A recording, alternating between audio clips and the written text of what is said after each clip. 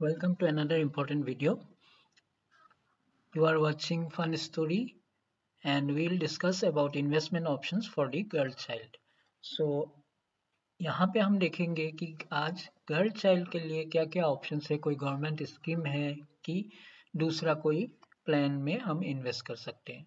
तो बेसिकली आज हम डिस्कस करने से पहले दो चीज़ आपको याद रखनी है कि एक तो है आपकी बेटी की आकांक्षाएं क्या है, what are the aspirations of your child, और उनको क्या बनना है आगे जाके, कि स्पोर्ट्स में जाना है, साइंस में जाना है, एकेडमिक्स में जाना है, कि कुछ दूसरा म्यूजिक वगैरह एक्टिंग, ऐसे करियर पाथ चॉइस करना है।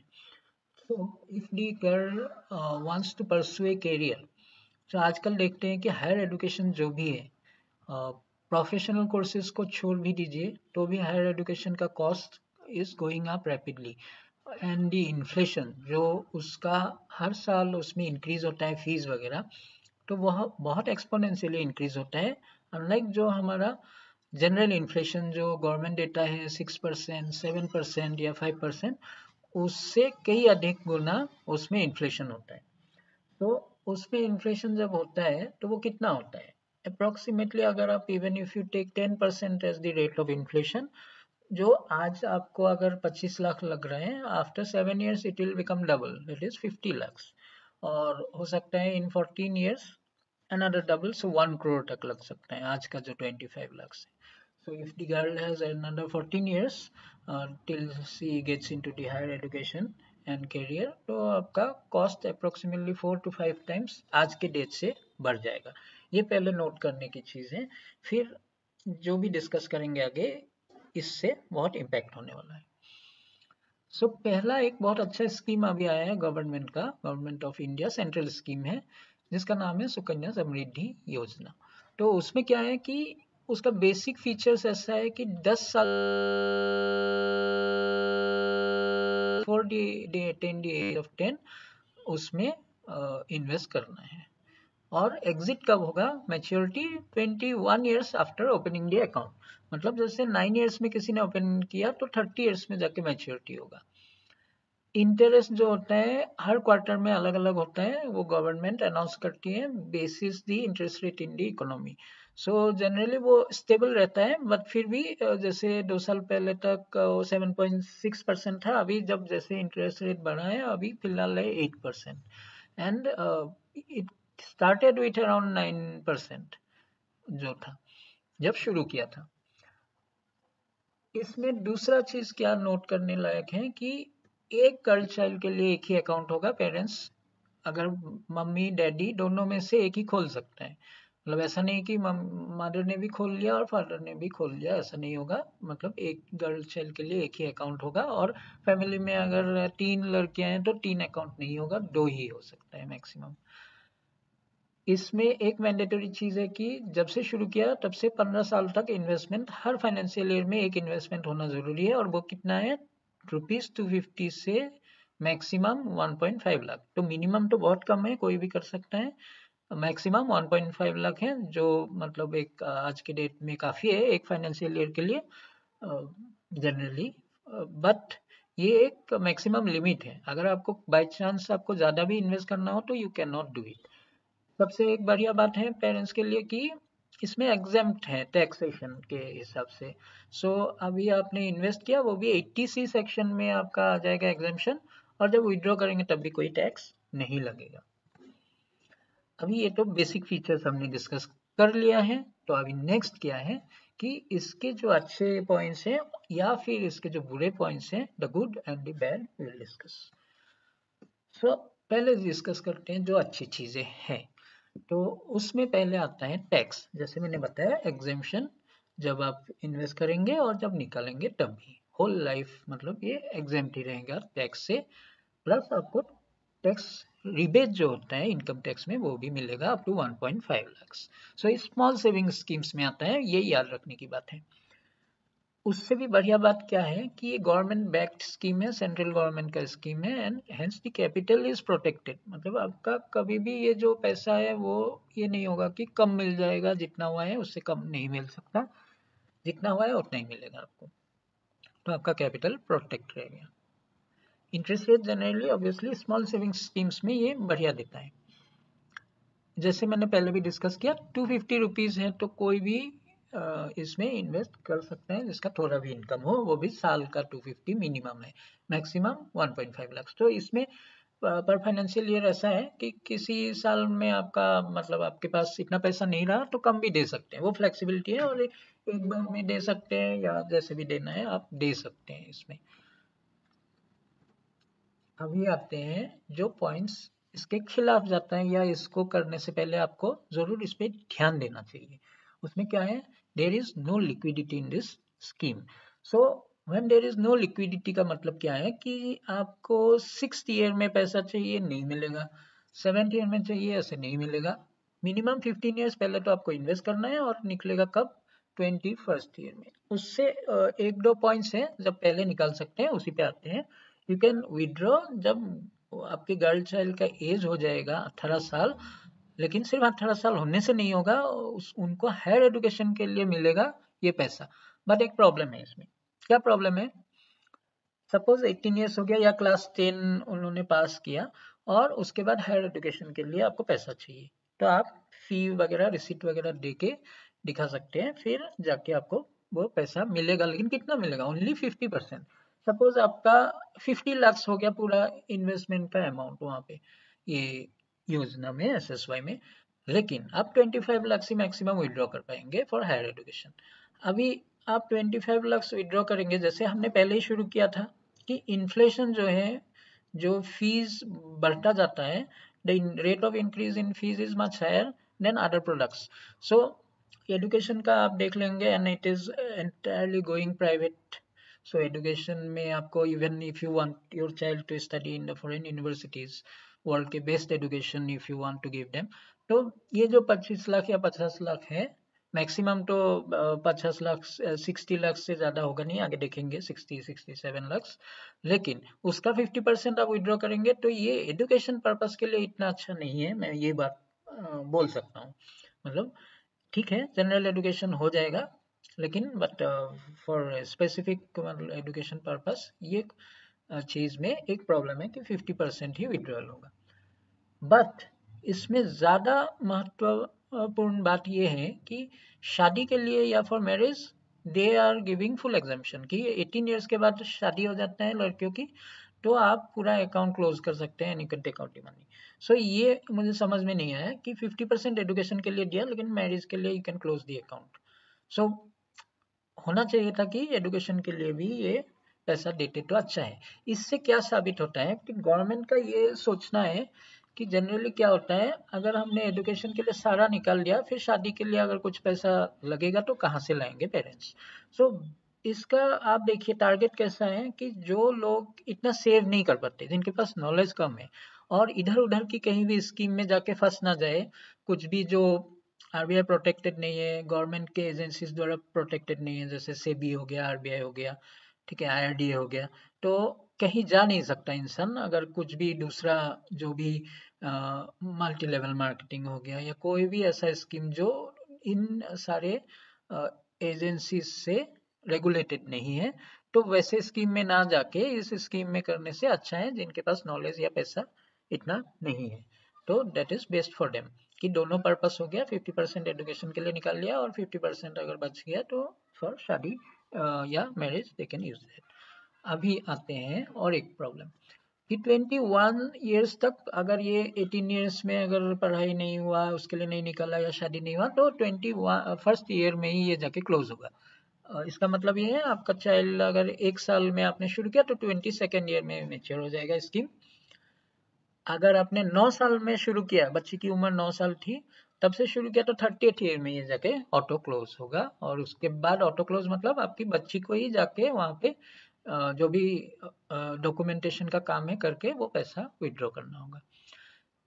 सबसे इम्पोर्टेंट और एक बात है, आप मैक्सिमम 15 ईयर्स तक इन्वेस्ट कर सकते हैं। सपोज गर्ल चाइल्ड की एज हो गई 4 ईयर्स, आपने इन्वेस्ट किया और क्या हुआ, इन्वेस्ट करने के बाद 19th ईयर तक इन्वेस्ट कर सकते हैं, ऐसा नहीं कि और मुझे करना है तो नहीं कर सकते। और 6 ईयर्स का ये जो गैप है वो रहेगा, मतलब 6 ईयर्स आप कहाँ पे इन्वेस्ट करेंगे फिर, मैक्सिमम एफडी में करना होगा, क्योंकि 6 इयर्स बहुत ज़्यादा टाइम नहीं है कि शेयर्स में जाए या फिर दूसरे किसी भी स्कीम में, पीपीएफ में भी नहीं जा सकते उस टाइम के लिए। तो फिक्स डिपॉजिट टाइप के स्कीम में ही आपको अगर बाकी के ईयर्स के लिए पैसा इन्वेस्ट करना है वैसे करना पड़ेगा।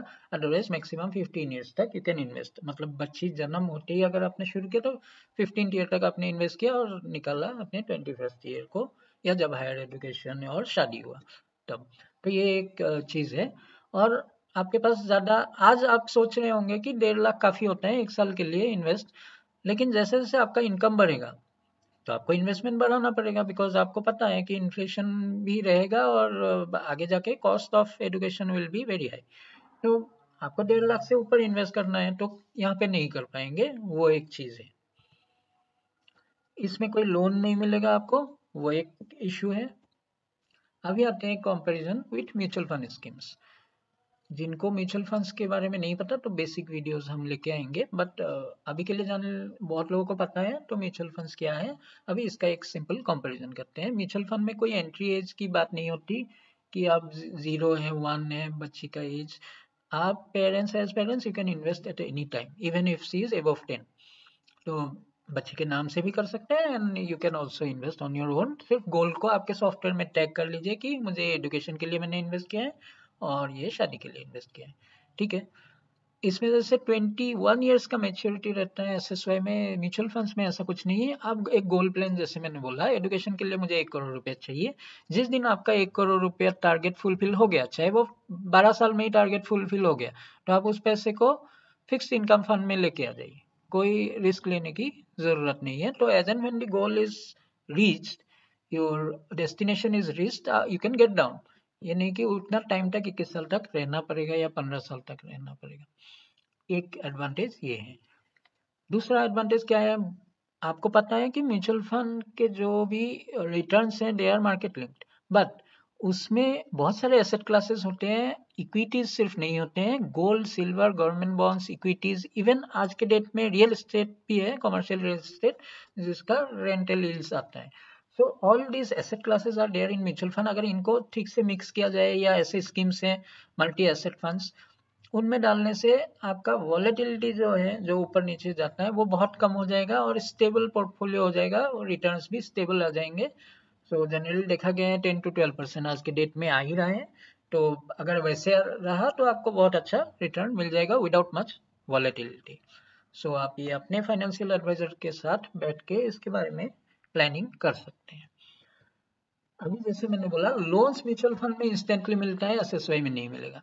सपोजिंग कोई किसी ने बोला कि हमने इन्वेस्ट किया लेकिन क्या हुआ, मार्केट गिर गया जिस टाइम पे हमको विड्रॉ करना था और पूरा पैसा इक्विटीज में था, हमने मल्टी एसेट में नहीं लगाया, तब क्या करेंगे?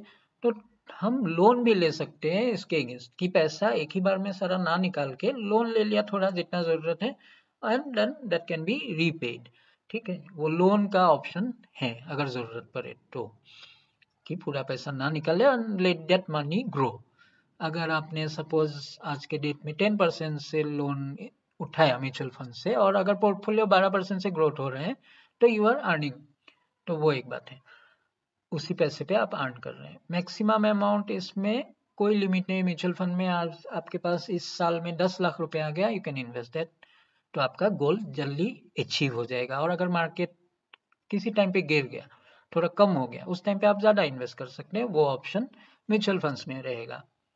वो एसएसवाई में उसका कोई बेनिफिट नहीं रहेगा कि मार्केट गिरा और आपने ज़्यादा इन्वेस्ट किया, ऐसा कुछ उसमें बेनिफिट नहीं होगा, क्योंकि सस्ते में इन्वेस्ट करने से ऑब्वियस बात है कि थोड़ा भी ऊपर जाने से मार्केट आपको रिटर्न्स ज़्यादा मिलने के चांसेस है। जैसे 100 से 50 हो गया तो 50% फॉल हुआ फॉर एग्जाम्पल, लेकिन 50 में आपने इन्वेस्ट किया 100 रुपीज, जैसे ही वो पुराने 100 पे चला गया आपका पैसा डबल हो गया। तो we have to think like that. तो ये चीज़ है। और ये जो एसएसवाई है ये कम्प्लीटली गवर्नमेंट का स्कीम है, ये डेट स्कीम है। सो ये एडुकेशन का जो इन्फ्लेशन अगर 10% है, आपको यहाँ पे 8% मिल रहे हैं, तो एडुकेशन के इन्फ्लेशन को ये बीट नहीं कर पाएगा अगर इस तरीके से हम देखते हैं इसको। और जैसे ही पहले हमने डिस्कस किया, 15 साल तक मैक्सिमम आप इन्वेस्ट कर सकते हैं।